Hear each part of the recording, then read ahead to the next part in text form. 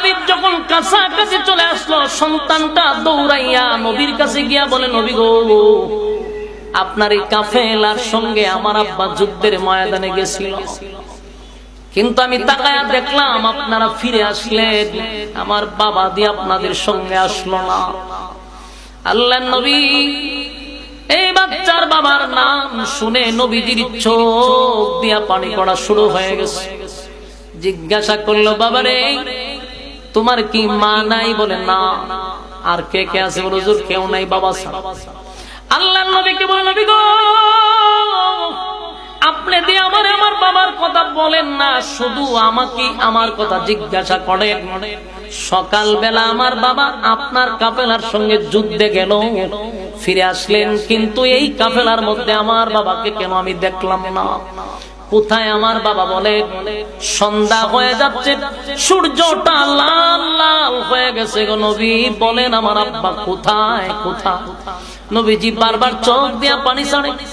সন্তান নবীর ডাইনে যায় গিয়ে বলে, নবী গো, চোখ দিয়া কেন পানি ছাড়েন? আমার কথার উত্তর দেন। নবীর ডাইনে চেহারা ফিরাইয়া দেয়, বামে চেহারা ফিরাইয়া দেয়। যুবকটা এবার ছোট বাচ্চা, না বালক, বেশি বয়স না, 7-8 বছরের বাচ্চা।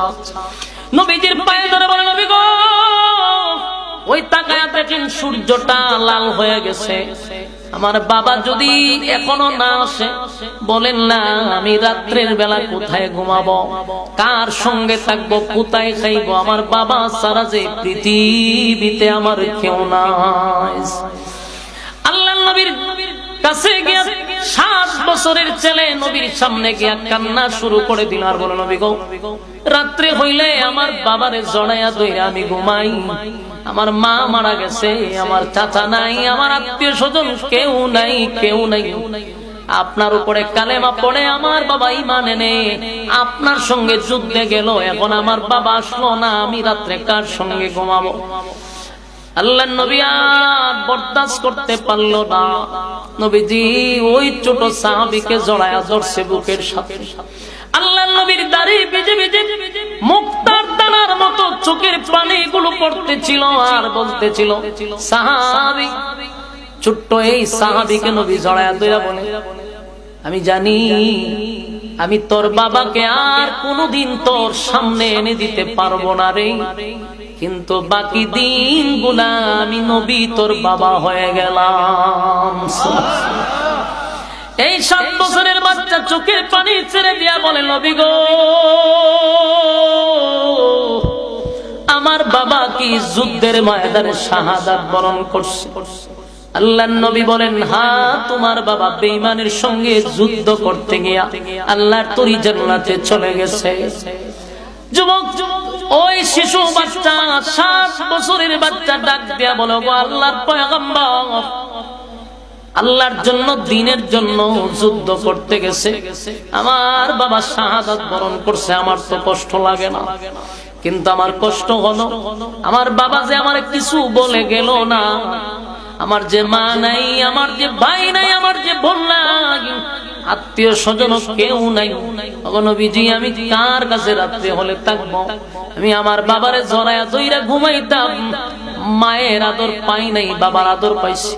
আজকে আমার বাবা চিরদিনের জন্য চলে গেল, বলেন না আমি কারে বাবা বলে ডাক দিব? আমার বাবা তো আমার বলেও গেল না যে আমি আর আসবো না। উপস্থিত সাহাবায়ে কেরাম কাঁদে। আল্লাহর নবী বলেন, সাহাবী রে, আমার এই ছোট্ট সাহাবী, আমার এই ছোট্ট সাহাবী আজকে থেকে আমার তুই আব্বা ডাকবি, আর আমি তোরে তোর বাবার মতো আদর করব, কিন্তু তোর বাবারে কোনোদিন ফিরাই দিতে পারবো না। তোর বাবার ইমানের কত পাওয়ার, ইমানের কত পাওয়ার। 7 বছরের একটা ছেলে রেখে আল্লাহর জন্য, দ্বীনের জন্য যুদ্ধ করার জন্য চলে গেল যুদ্ধের ময়দানে। একবারও চিন্তা করলো না আমার 7 বছরের বাচ্চাটা কোথায় থাকবে, কার কাছে থাকবে। ওই যে মালিকের জন্য ডাক দিছে তাই চলে গেল। আমার যুবক ভাইরা, আজকে আমরা ইমানের জন্য কি করলাম? আজকে আমাদের মুসলমানরা বিভিন্ন জায়গায় মার খাইতেছে, বিভিন্ন জায়গায় মার খাইতেছে। ঈমানের জন্য তারা পরীক্ষা দিচ্ছে, ঈমানের জন্য পরীক্ষা দিয়ে তারা শাহাদাত বরণ করতেছে। আমাদের উপরে যদি এমন মুসিবত আসে রে, বলুন না কয়জন ঈমান লইয়া কবরে যাইতে পারবেন?